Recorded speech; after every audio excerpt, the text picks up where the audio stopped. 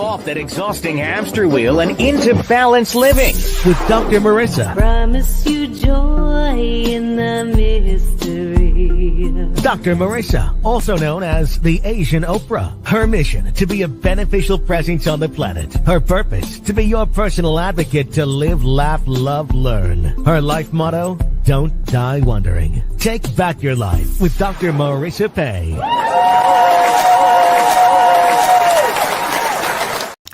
And welcome. You're tuned in to Take My Advice. I'm not using it. Get Balanced with Dr. Marissa, the morning show here on KCAA, NBC News, CNBC News, and NBC Sports Radio Station AM 1050, FM 106.5, and streaming everywhere. iHeartRadio, Spotify, Stitcher, iTunes, TuneIn, Audible, Amazon Music, Tiki Live, Rumble, Podchaser, Spreaker, and more. Why so many places? Well, I want to maximize my splatter zone for more hope and happiness, so there's no headlines here. You've got a lot everywhere else for the headlines. Here we do heartlines. Here we do news that is not fake and based in reality and how we can be happy 88% of the time. So if it bleeds, it's not going to lead here. And we have special guests. It's been a wonderful 13-year celebration for me. We started with the daughter of Lucille Ball and Desi Arnaz. We went to Little House on the Prairie bad girl Nellie, and then to Chris Wark, who beat cancer with a vegan diet and still cancer-free. All these were past guests who came on in my first year, my 8th year, and now 13th year. Winding up yesterday. Oh, we had a fun co-host roast last week as well to celebrate. That's why I purposely did my makeup very quickly, James, because of you, and also did a story from the jacuzzi because I know you like that this morning, as well as Layla Ali was on yesterday, streaming in from Atlanta, and to honor me with my 13th year. And we continue this celebration all month. So we're really glad that you're here. Today is Straight Talk with myself and James Hawthorn. He's my second and fourth Straight Talk co-host. And we have a special guest today. She was here last week as well, or the week before. Time is flying.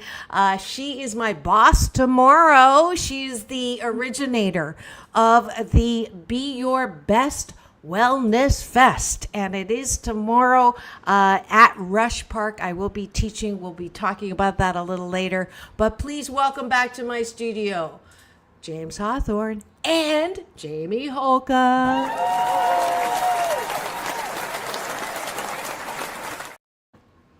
Good morning. Good morning, everybody. Hello. We're going to start with breakfast as usual. You know the drill. We take a bite of my gratitude sandwich. So top of the bun is things we're grateful for outside of ourselves. Bottom of the bun is, because I like it on the bottom, things that I'm grateful for inside of myself. Jamie's going to start blushing here. What have I got myself into? Bottom, this is only on Fridays. That's the frisky day where I get to be, innuendo or sexuendo or, just a little titillating more than usual. Because I love to have fun. And bottom of the bun, as I said, is things that we like about ourselves, because I want you to do some weightlifting before you go to bed at night. Instead of thinking about all the things you didn't get done, didn't do right, or who done me wrong, I want you to affirm how good you are 88% of the time. All of us are 88% fabulous. 12% of the time we step in it. But instead of thinking about that 12%, I want you to focus on the 88% good. That way you'll get a good night's sleep. And it is the foundation of good mental health. So that's why we do it. James, why don't you start us off? What are you grateful for today? First of all, I got to fact check you. You're not just titillating on Fridays. You're titillating every time you come on the air, at least 88% of the time. So let's just get that straight, to start with. James just put the moose on the table. That's my Canadian version of talking about the elephant in the room. Okay. From moose to dogs, I'm grateful for a couple of friends that are going to be staying at my place while both me and my roommate are out of town. Allows me to go on a great belated 40th birthday trip. Your dog is like your child, and so it's so great to have a couple of friends that can stay here and look after him. So I am eternally grateful to them. We celebrated your 40th like 6 months ago. Like, you're worse than Dr. Tiffany and I celebrating. I didn't celebrate the whole time. I took a few months off, and I feel like dusting off that old 40-year-old banner and putting it back up on the wall for a week. I am grateful for the pool that I get to do laps in, the bike that I get to do exercise in every other day, and then the jacuzzi I get to post from for James in the story Yes. Before the show. Jamie, what are you grateful for?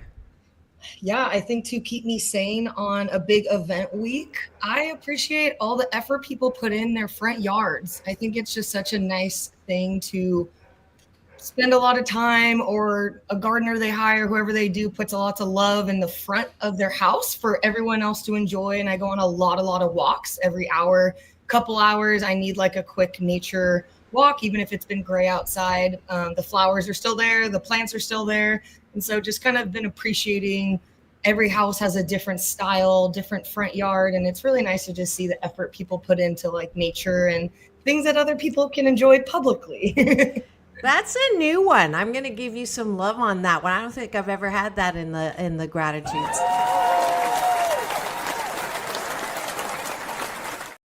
I like that.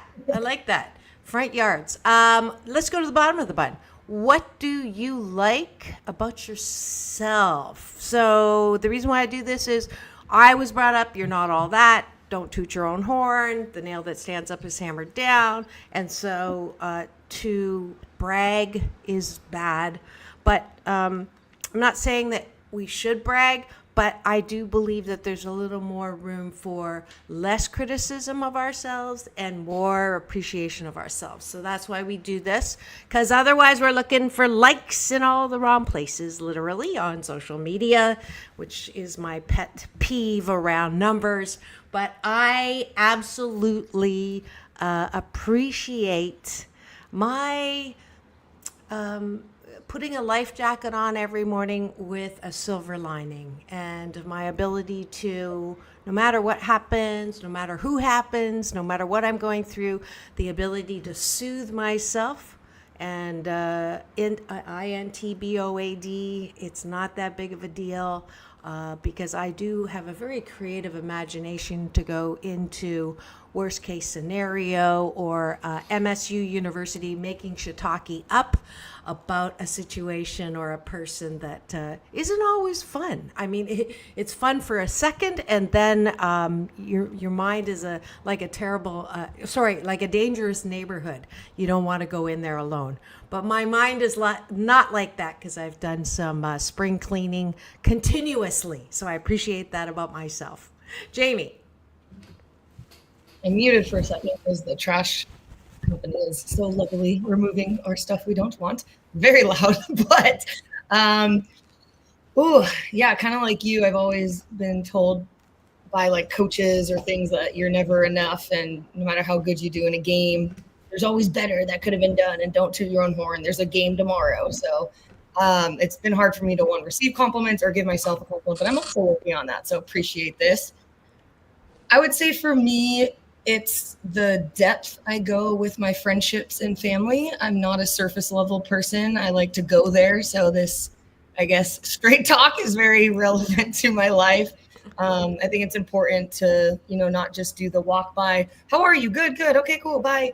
It's like, no, like what's new in life? I ask different questions to people that even I don't know that might actually make them feel comfortable opening up about things that probably aren't feeling that great or are feeling really great. So I like details about people's lives. It makes me feel more connected as humans. And I just think everyone's in a rush all the time. And so I give people my time, and I like to go there with those hard questions, funny questions, deeper questions. So yeah, I like that about myself. Great. James, wrap us up. I like that I can stay calm and gracious in the face of criticism, even when it's rude. This is going to sound so silly, but I manage a D-League softball team. I mean, we're a bunch of old guys. We're not very good. And I get there, and a couple of the guys that have been on the team a really long time were like, "What are you doing putting this guy out in right field? He's yeah, we're all out here to have fun, but this is not the time to experiment against this team. Like, I'd actually like to come out here with a chance to win." And so this is a guy who said this. He's like one of the nicest guys on the team. So as soon as I hear that, my immediate reaction is like, whoa, that's not like him, and that's ridiculous. So when I identify it as ridiculous, I'm able to kind of step back from it and not engage at that level. And I'm also like, he doesn't know how much time and thought I put into the lineup, and he doesn't know what I know about the players on the team on that day. And so there's a reason for all of it. And, they totally underestimated the amount of thought that I put into it. But in the moment, I said, he doesn't know that. So I'm just going to graciously say, look, the guys we got, it's the best that we can do today. You might not agree with it, but I'm the manager. I do the work. That's it. And guess what? The guy out in right field did a great job with the guy that we had. So I was right. Not that that's the important thing here. But, looking back on it in retrospect, I'm glad that I could be right and also keep my cool and not, get into a hissy with them and go down to that level. And I just told them afterwards, I said, guys, send me a counter lineup. If you don't like the lineup I post, I'll definitely consider it, but send me a counter lineup before the game. So I'm grateful that in the moment I could keep my cool, clock their behavior, and say, no, I don't want to be like that in response. Yeah. I don't get paid enough for It's free. I mean, I'm not exactly. That's why work. And, that's why I said that. You can run the team, but I'm glad I didn't, go, well, you run the team. I'm glad I didn't say that. Yeah, my dad just had the best definition of a critic is a one-legged man telling you how to run. Right. There you go. All right. Thank you for joining us for breakfast, taking a bite of our gratitude sandwich. I'm hoping that you will continue this good life habit, this hashtag Blisscipline, for the next 28 consecutive days, with or without me on the air, on camera, because I want you to sandwich your day in the most positive way. Thanks for joining us for breakfast.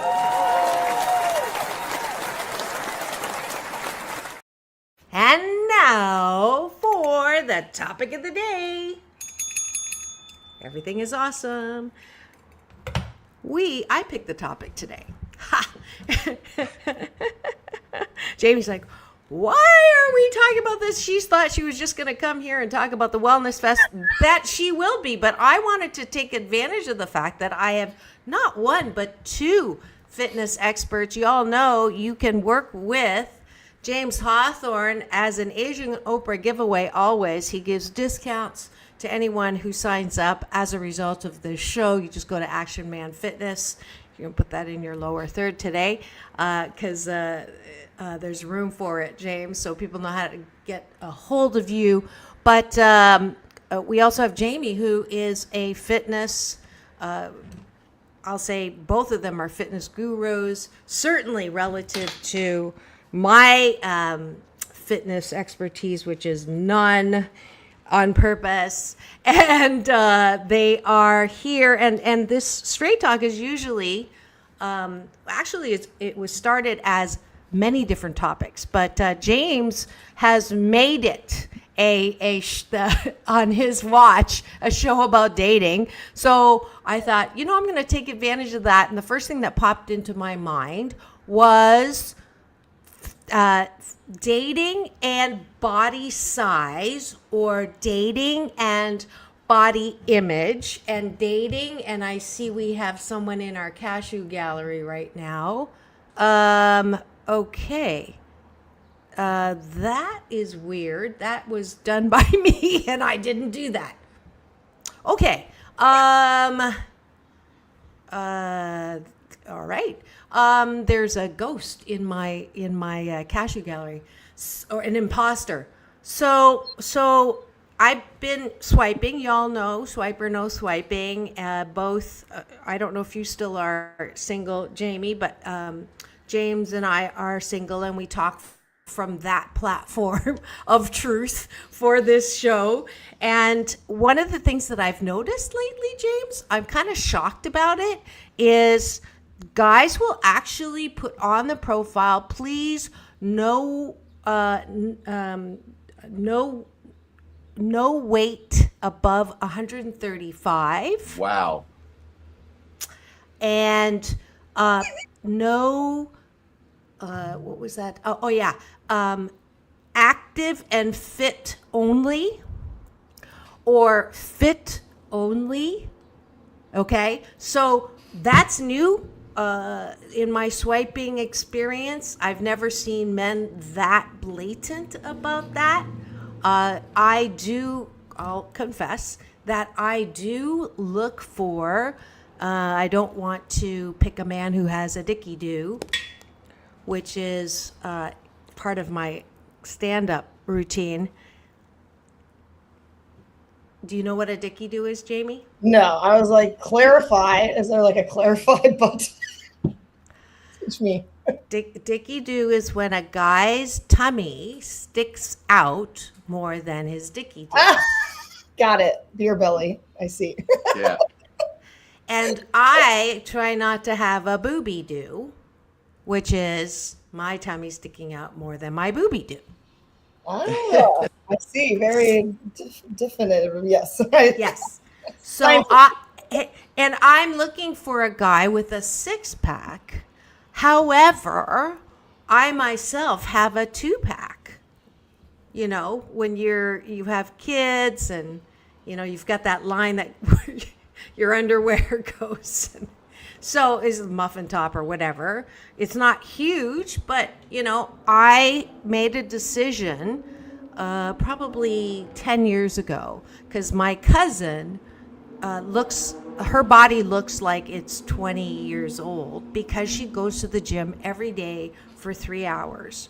And she's had surgery, and she, you know, that's her life, right? And she looks great, but I made the decision I'm not going to do that. I'm going to balance. I go to the gym every other day. I do like an hour. I feel good. I don't always feel like it, but I do it anyways. But I'm a foodie too, so I enjoy. I don't want to constantly be focused on weight, but our society is. I'm always trying to lose that last 10 or 20. So I wanted to talk about that. Anything that you are your reactions to that? You know, am I not pushing myself enough? Am I pushing myself too much? Does it really matter? Body size, does it match? All of that. So that's the topic of the day. And if you are listening, imposter or not, and you have an opinion or a question for any of our fitness experts here, let me know. Put it in the chat. If you are driving and now listening on the AM 1050, FM 106.5, please do not chat. Wait till you get somewhere so that you can text without driving. All right, that's the topic. Who wants to start? I'll kick it off. I'll start a little bit with, you know, some of the things that I hear my clients say regarding, you know, their own goals and dealing with their own body image, and kind of relate it back to dating and relationships. I think the word realistic keeps popping into my mind, but in a lot of different ways. So I've had some people come to me and bring me a picture and say, I want to look like this. And it'll be somebody else that has an entirely different body type. And I'm like, okay, this person is built like a marathon runner, and your frame, regardless of whether they're overweight or whatever, your just overall frame, you're built more like a power lifter. So I want you to set a goal to be the best version of yourself, the best version of it. So if you want to get fit and get healthy and do that, aim to be the best version of what your frame and body type allows. Make the measuring stick progress from where you start to where you're headed. And, you know, also have a realistic self-image and know that you're not built like a marathon runner. I've done a bunch of marathons, and you'll see people with power lifter body types running the marathon. I say, that's fantastic. Good on you for going outside of your type, your zone, to do that, and saying anything's, you know, possible regardless of type.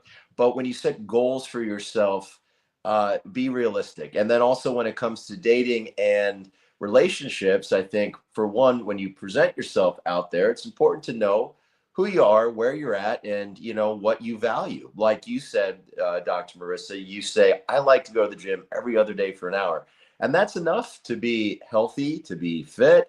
And, if you don't want to be working out every day, you know, maybe someone that's going to the gym 3 hours a day is not going to be the person for you, because they might not be able to make the time for you to go and have great meals and indulge in the foodie thing or other endeavors or practices that you like. So then the second piece of it, I think, comes down to compatibility and finding a partner that is, if not on the same page, at least in the same book. For example, if you're someone that works out every other day, you're not going to like somebody that goes to the gym once a month. They're probably going to be not as active as you would like. They might not want to do as many of the things that you like to do. So I think it comes back to being realistic in all facets of how you view yourself, what you put out there for others on the dating apps, and having a realistic idea of what you want, and then being realistic with other people and what you expect from them. So the difference between shallow and compatibility is what I heard in your reaction, is that it's not bad necessarily to put out what you like, but the extreme on this is, I do diversity consulting, and one of the people in the class said, I saw a bumper sticker on a BMW in New York that said, no fat chicks. So that is, I just realized I had my mic muted. When were you going to tell me? No, for a second. We heard it. It was only for a second. Oh, was it? Okay. No, we heard the sticker. So no fat chicks. Like that's over the line. But what you're saying is it's okay to put nothing over 135 or No, fit. I think when you're that specific and that exclusionary, I think you are identifying yourself to the world as a jerk. I mean, there's a reason that there's pictures on apps. You don't have to go out and say that, and you can politely in your own world swipe if you don't find that person physically attractive. We like what we like, and there's not a whole lot that we can do about that. So you can politely, without the other person knowing or being insulting or exclusionary, just swipe to the next. You don't have to go out and put a list of demands out there like it's a hostage negotiation. You know what I mean? Jamie. Oh my goodness. Yeah. Such an interesting topic. Yeah. I am newly single as of December. So I have not actually gone on the apps to truly understand what you guys are talking about, but I can imagine because I've looked at my friends' profiles for fun. I've gotten lucky to meet people in person, but I'm like trying to imagine overall for me as a yoga instructor and mat Pilates, everything I do is mindful and about feeling good, not just looking good. And that comes from my past and being a very intense athlete where coaches were so hardcore on like what you need to look like as a female athlete, what your diet is, what your this is, so that you can train, perform. And there was no talk about everyone's body types are built different. They just expected you as a coach who was not trained in anatomy, not trained in all different types of female body types. All my coaches were males. So I come from a world, I feel like that was very judgmental, very looks based, very whoever had the biggest muscles played because they associated that with power. And most athletes that work to that grind get injured, are fatigued, and then honestly get really swollen. When you overwork, your cortisol and stress, it feels like you're running from a bear at all times. And a lot of people are swollen and wonder why. I go to the gym for 3 hours a day. Why am I not losing weight? I hear that so much. even when I teach yoga from like moms, I teach in Newport Beach, Orange County. So you can imagine, the demographic has a lot of pressure in Orange County to look a certain way. And moms come up to me all the time being like, I work out hours a day. Why am I not losing the weight? And so many documentaries or philosophy in yoga that I've studied is how you feel about yourself on the inside is how it manifests on the outside. And so to me, a lot of the times weight is also insecurities, self-critic, being upset or trauma from your past that you haven't really processed and released, and it's protecting you in layers of swelling, fat, whatever it might be. So my world has changed once I learned yoga and felt so much better about my self-critic, myself. And I was very swollen in college when I was extremely hard on myself as an athlete. When you look at pictures, very swollen. And I think it's because I was so hard on myself. And so in my classes, I say so often, once you start feeling good on the inside, the looking good is kind of like the second. It comes with that. But you can't, with yin and yang, only have yin to have the yang and vice versa. It's a complete two whole. And so that has helped me so much kind of unlearn a lot of the things that Western lovely society tries their best to do. But everything's about looks because that's just the surface level. Again, that's all they know. And so how do we kind of change that together? But when it comes down to it, if someone isn't having that awareness, you're not going to be a compatible couple.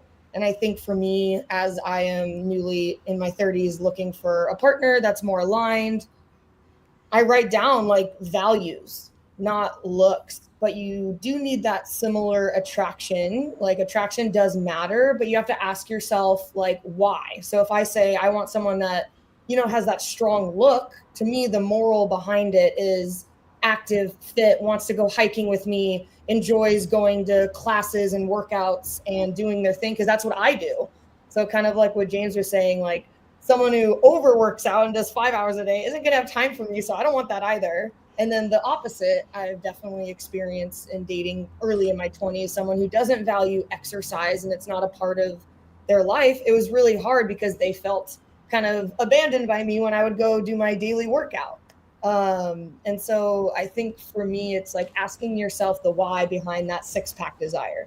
Is it really just the sex appeal, or is it a genuine quality that when their hair gets gray, when you get older, and especially as a female, your body changes as you go into menopause? I call that menopause, actually. Everything our body does, same with like women's cycles, has been demonized in Western society. Our body knows what it's doing. Mm-hmm. Well, for someone, Jamie, who says you have no expertise in the topic, I thought that was extremely good advice. I've been thinking about it a lot. I've had a lot of time to think. Being simple really helps you reflect on your past and also, all right, I got a fresh new canvas. How do I want to do this? So yeah, feel good. And similar to James, like the morals behind it will outlast the surface level. But attraction is important. I don't think you have to be the exact same size, but I think, compatibility is always key. Yeah. I what I'm hearing is this idea of balance, and the mantras of the show: get balanced with Dr. Marissa, world peace through inner peace. And it really does start with doing things for the right reason. So, when I meet a client for the first time and they're telling me their goals, the most important part for me isn't the goals, but I'm like, why is that important to you? And really getting to the bottom of that and understanding where it's coming from. Because if it's coming from that place of inadequacy, it's going to be an uphill battle with that client for them to stick with it and stick to it, because it's really an extrinsic motivation rather than an intrinsic motivation. And I really want to try to cultivate that intrinsic motivation in people, and more than just their motivation to achieve their goals, to really start to value intrinsic motivation in every facet of their life, because I believe that's how you find happiness. And when you're happy with yourself, even if you're not where you want to be right now, still being happy with the fact that, hey, I don't like where I'm at, but I do like where I'm headed. And I'm excited to go on that journey. If I can get people to think along those lines, that's somebody I want to train as a client. And that's also somebody that I want to date, because that kind of attitude is sexy. And like you said, a lot of people are in a place where they're not happy with their bodies because of stuff that they have to unlock, past traumas, things like that. I can relate so hard to the growing up as an elite athlete vibe. I, as a kid, I was an elite distance runner traveling all over the country. And then in college, I decided I didn't want to run D1 because I'm like, well, I'm not really going to have a life. And I was kind of getting a little bit burnt out with that. So I took up marathoning as a hobby, right? But then after a while, after 19 marathons, I got burnt out from that because there was still a part of me that over-identified with what I did and what I was accomplishing athletically. I am the runner. And there was so much more to me that I wasn't giving room to breathe and to hatch and come out. And I think the last time I did a marathon was 2018. And so now, like you said, it's blank canvas. What do I want to paint now? And giving myself permission, because I love being active, but giving myself permission to say, no, I don't want to go for a run, but I do want to go get my buddy and play 3 hours of tennis and compete, but in a totally different arena. Or you know what? I want to take my dog on a 3-hour hike and go see a different part of LA that I haven't seen before. Giving myself permission to be that active and healthy person, but without a preset idea or standard of having to stay within my little box. I don't need to be an elite runner anymore. I need to enjoy the physical activity that I do, and that's going to make me happier at this point in life. Giving myself permission to do that. And when that comes to dating, I think it's giving people permission to be who they are, and you don't have to be on the same page with body image, body type, looks. It's got to be in the same book. And I've seen couples where I bring one client in and then the other, their spouse all of a sudden starts working with me or starts getting healthy on their own journey and doing it in their own way. And I love to see that because now there's this positive influence, and it's not like one spouse is forcing the other. It's genuinely like, wow, you seem so much more energetic and happy. I want to make sure that I stay in that same book with you. And I love when I see stuff like that. And that to me is balanced and good and healthy. It's so funny. I knew the two of you would have like a lot in common. And by the way, Jamie's head is almost getting knocked off her neck from nodding.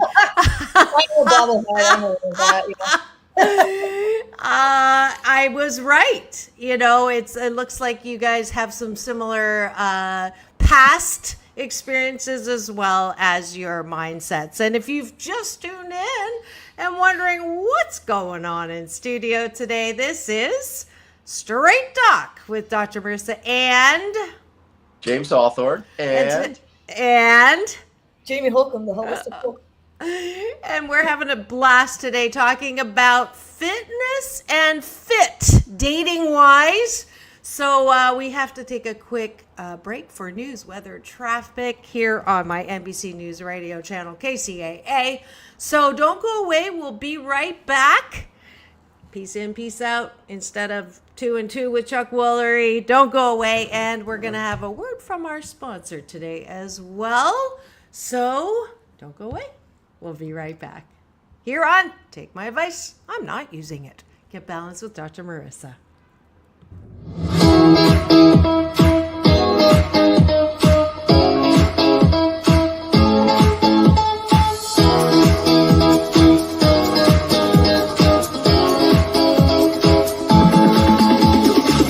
Take back your life with Dr. Marissa Pay. And we're back with a word from our sponsor today, who is here in studio, Jamie Holcomb. She is the originator of Be Your Best Wellness Fest. I'll let her take it away and tell you what's going on. Yes, so tomorrow, Saturday, May 10th, we have a really beautiful outdoor health and wellness festival. And unlike many things in this world, it is free guest entry. I work really hard to partner with the city, find sponsors to be able to make this a free gathering for the community, because my goal is to bring health and wellness to be accessible to all. And it's not just fitness, it's overall holistic health and wellness. So you'll find so many local companies that can help be a guide for you, learn information no matter where you're at in your health and wellness journey, because it's all about feeling good, not just looking good, as we have been talking about on this Straight Talk today. So we have a really cool outdoor yoga, qigong with our very own Dr. Marissa, the Asian Oprah, breath work, meditation. So no matter where you are in your movement, there's so many things to do that aren't just movement based. I'll be teaching a Pilates and yoga, Be Like a Butterfly transformational journey. So that's about obviously emotions and your internal world, not just your outer being of movement. And yeah, it's 11 a.m. to 4 p.m. tomorrow in Orange County. It's a hub called Los Alamitos. So it's really accessible to anywhere in Southern California and worth it. Parking's free, which is another kind of plus in this world these days. And I would love to see you, your friends, your family. It's over Mother's Day weekend. So if you have a special person in your life that you'd like to thank for being a mother figure, mentor, role model, feel free to bring them as a thank you, or just bring yourself. There's plenty of people, community that are wanting to talk to you and get to know you. So hope to see everyone there tomorrow. And as you saw on the schedule, I will be doing balanced Tai Chi Gong at noon. So what are you doing tomorrow? You're joining Jamie and I at Rush Park in Rossmore, California. Thanks, Jamie.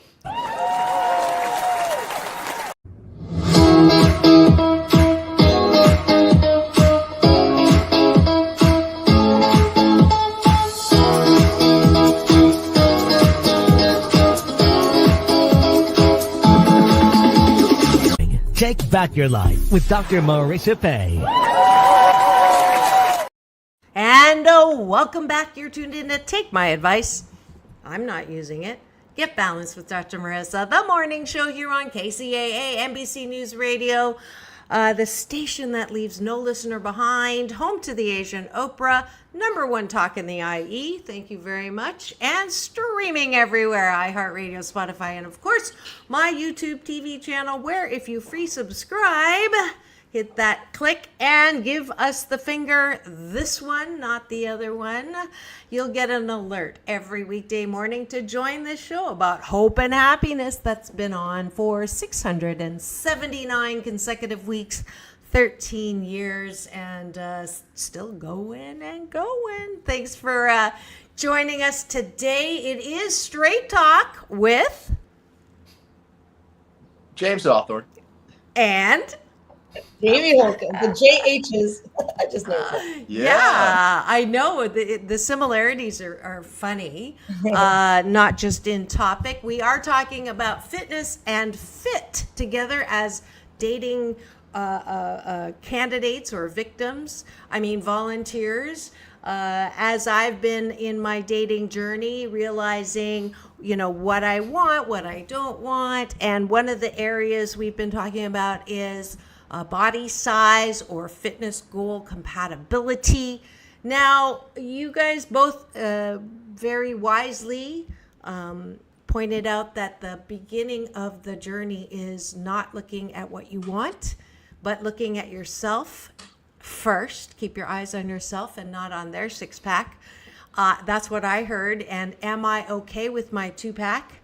And am I happy with my own body 88% of the time so that I can be the best that I can be to attract? I don't even know if it's attract. It's are we going to pass the chemistry test?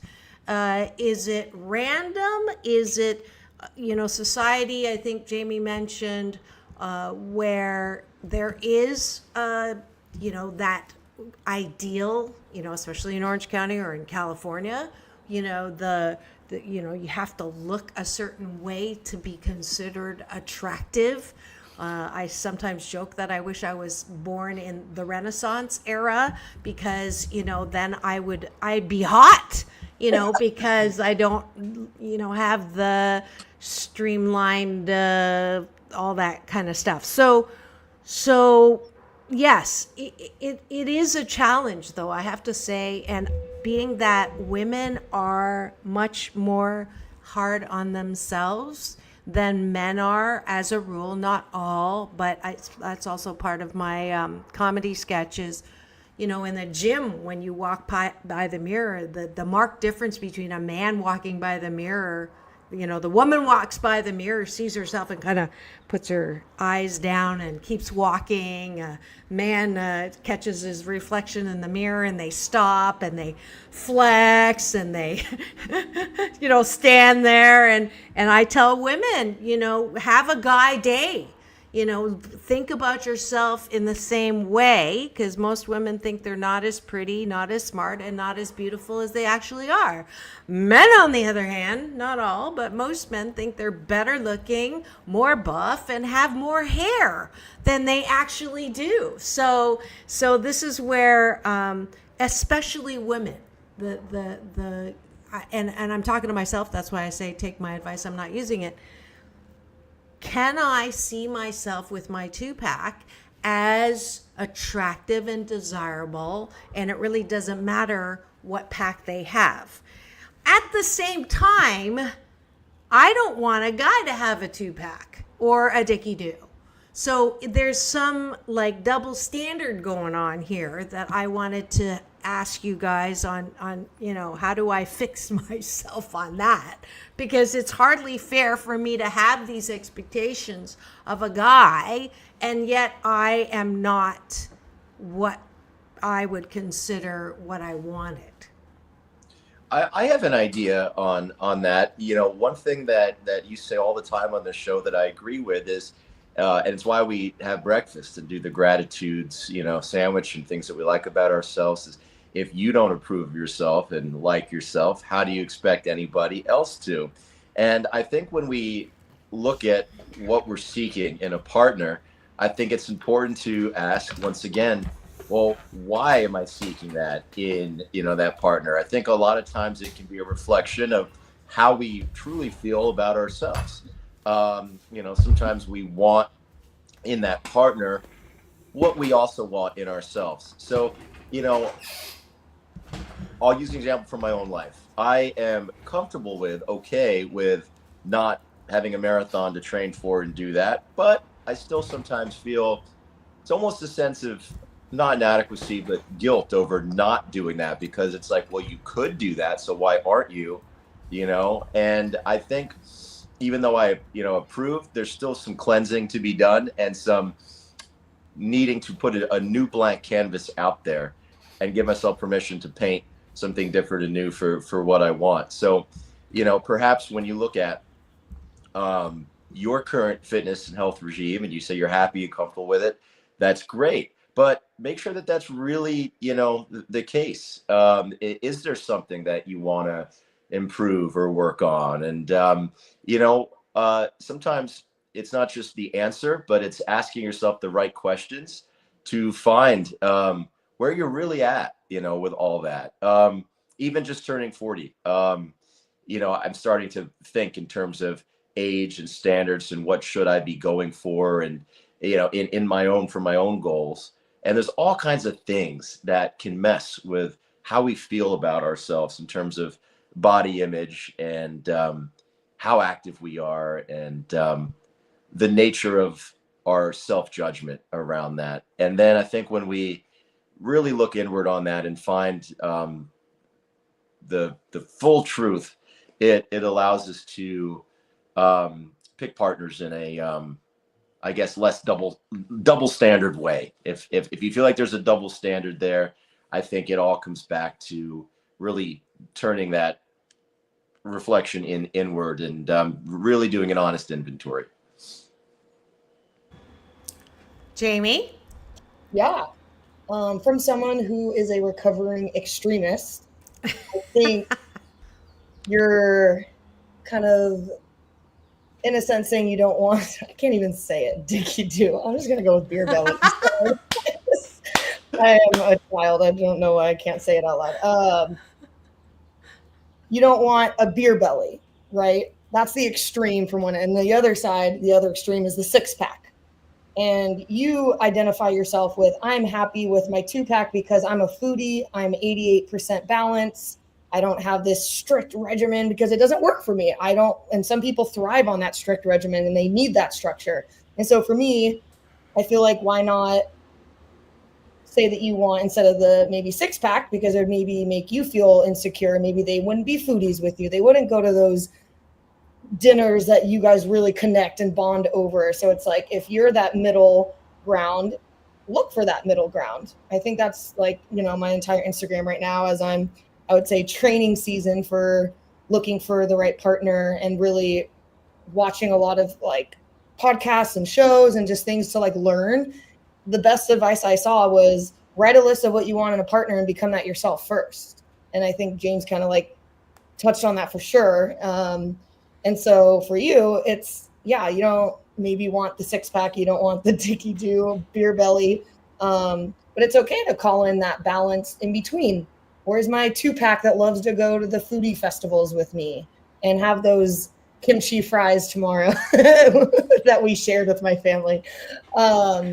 And I think that balance is for me too. Like when I write my list, it's definitely not the gym rat. And it's not someone who isn't active and values and can go on hikes with me. I can't go on hikes with me. So for me, I'm also, I feel like, in that middle ground of wanting someone that is balanced at this point in their life. Maybe done with doing the marathons, because I'm done doing those extreme things. Fun fact, I stress fractured my L5S1. Yeah, I was a 400 runner, and I think I overdid block starts every day for an hour. I'd practice, and then I'd go lift, and then I'd go to personal training, and then I'd go to practice. There was no stretching, no yoga, no body work. I was eating like I wasn't running that much because I had to stay lean for my 400, And so it's just funny. Like I've always been an extreme person, and it's never been sustainable. It's never been the result that can carry you into, that healthy, long living, long lasting. And so, it's asking yourself, this relationship with that 6-pack could be fun and cool for a month, but what's that sustainable long-term where their hair gets gray, their hormones change, they're still active, but no one is ever going to look the same at 70 as they are when they were 30. It's just life. Like you get wrinkles because you've lived life, not because you're ugly. I tell all the moms at my Newport when they're like, how do I get rid of these wrinkles? And I'm like, you can't. Native American elders were wise because they had the smile lines. That shows to me you've lived life and you've smiled. So stop trying to get rid of it and call yourself wise instead of ugly. And they it's just a total mindset change in a sense. And then I think you attract that type of people. And I tell them also, be careful who you surround yourself by. I think that affects who you choose in a partner. Do you surround yourself by people that are getting plastic surgery to look 30 years younger instead of going to Zumba and going on a hike together? And exercise doesn't need to look like a 3-hour gym. Kind of like James was saying, like every year I reflect on what kind of exercise is going to make me excited to go. And I'm randomly going to spin classes, and I never touched a bike in my life. I wasn't allowed to ride a bike because I could get hurt for sports. And so it's been really fun to go to these classes that play Britney Spears and 90s music. And that's a workout. Or going on a walk with my mom for 3 hours just talking is a workout. So I think it's just not being that extreme person and finding that middle ground that gets you excited, has those sustainable long-term, and asking yourself, I think there's a song will you still love me when I'm no longer young and beautiful? Pick someone based on that because it'll be long lasting. And so I'm trying to reflect on maybe the surface level things that I saw in myself. I was insecure about myself, and that's what I chose in a partner, for example. And then now I'm working on that within myself so that I can meet them where they're at and not be that kind of, oh, you have a 6-pack, I have a 2-pack. That's you don't want to be jealous or envious of your partner. You want to be two peas in a pod that value the same things. I'm giggling because this woman in text yesterday was panicking, I have nothing to say on this. This is not my area of expertise. And yet, You're right. All right. I've never thought about it. That's what's funny is I've just never thought about body image and dating being actually about your internal world, which is what I guess I'm all about, as the holistic Hulk, not just the Hulk. That's right. That's right. And it is all about balance. You know, that's always been my brand. People think it's hope and happiness, which it is, but the underlying thing is all about balance. And I know that when I see pictures of people hiking, like that's not me. I'm allergic to dirt, so that's just not me, and I don't want to do that. But I think you hit the nail on the head, both of you, is the compatibility is less about the outside, less about the look, and more about, things that you want to do together or how you feel first about yourself. And my own okay, and my double standard is I know that if I think I like that, and I haven't done the work on myself, that if we are intimate, I'm in my head, literally, not his, literally. Oh God! Sorry. And I'm like, oh, what does he think about me? Or am I attractive enough? And I remember one guy who said to me, you don't understand. With men, once you've passed that critical, I'm into you chemistry, the last thing they're thinking of is how many packs you have. Like, you are just the hottest thing, and that's my work, because I'm so into, and when I did my sexual healing with Dr. Marissa, every last week of the month, when I was only on once a week, I would address that, because I think many women, especially, even though I'm #ageless, in our older era, that self-consciousness is what is holding us back from having a great sex life and a great intimate, multi-orgasmic, it's Friday, pleasure centered, which is a gift of life. And to rob ourselves of that desire, and that, because we're so focused on how we're not desirable enough, is silly. It's stupid. And I'm talking to myself, because it's a constant, this is like that last thing for me to get on board with for myself, so that I am truly happy in bed 88% of the time. And I know this is what keeps me from developing intimate relationships, is because I still have that critic inside that says, if you look good, they think you're hot, until you take your clothes off, and then they're running with their hair on fire, running away, which is stupid. I know that it's stupid, but getting my head and my heart to go easy on myself, and it's a lifetime of work. I have a suggestion for maybe how we get there, because you were talking about self-consciousness, and then Jamie, of course, the dangers of being extreme about something, which you and I can both, relate to, coming from our elite athlete background. And my thought on this is, sometimes we've been told that having a strong sense of self, a strong sense of identity, is a good thing. I'm going to counter that and say it can be a bad thing. If you plant your flag too deeply in the mountain of identity, you don't allow yourself room to change, room to grow, and you're not giving yourself permission or openness to say, well, what do I want today? Because it might not be the same thing as yesterday. I might wake up tomorrow and say, you know what? I got a client that I'm training to run a marathon. I want to run it with them. I'm back in, so just because I haven't done one since 2018 doesn't mean I might not wake up tomorrow and want to do it. And the kind of, guys that I've pursued in the past, I might wake up one day and go, you know what? I'm not into that anymore. That's not doing it for me. So I think it's important. And this is an uncomfortable and scary thing, because we fear what we don't know. And our brains want to label, and we want to be so secure and rooted in this idea of who we are. I think we need to let that idea go and just simply be okay with saying, I am change. The only constant is change. I have the right and permission to change my mind. And, that requires a lot of work. So when you talk about doing the work on yourself, I think that at the root of that it's really allowing yourself to be open and not over identifying and say, these are the things that I value and always will. This is what's important to me and always will be.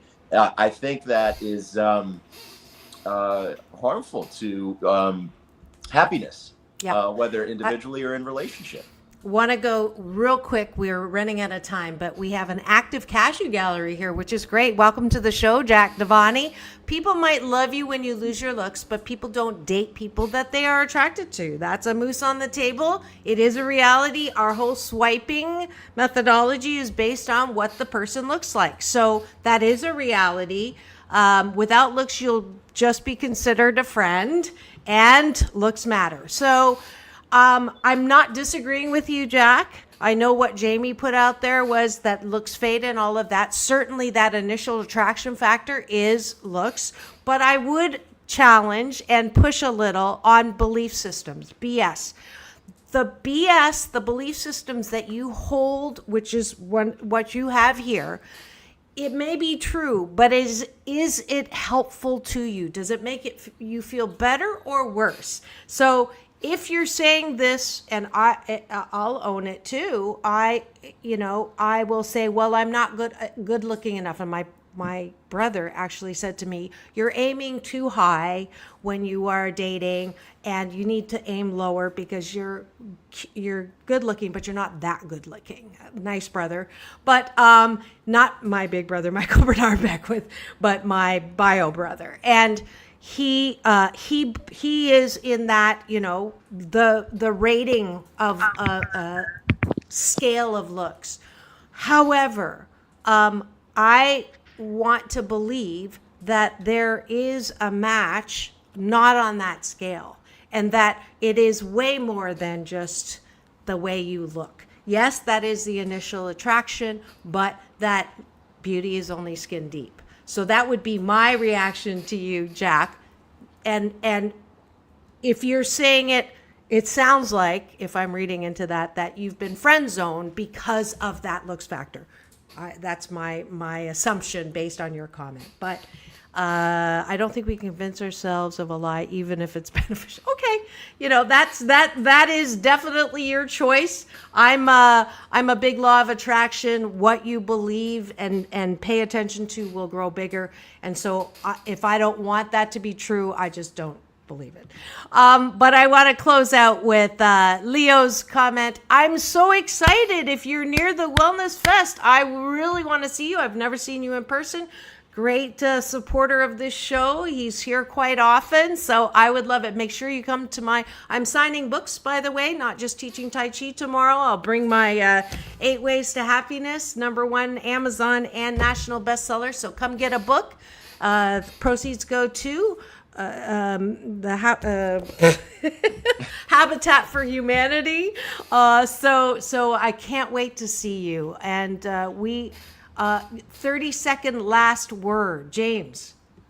In general, to be healthy, 30 minutes a day or an hour every other day. And if you're having trouble creating the habit or sticking to it, make sure you're doing activities you like, and don't pigeonhole yourself and say, well, I must do this thing.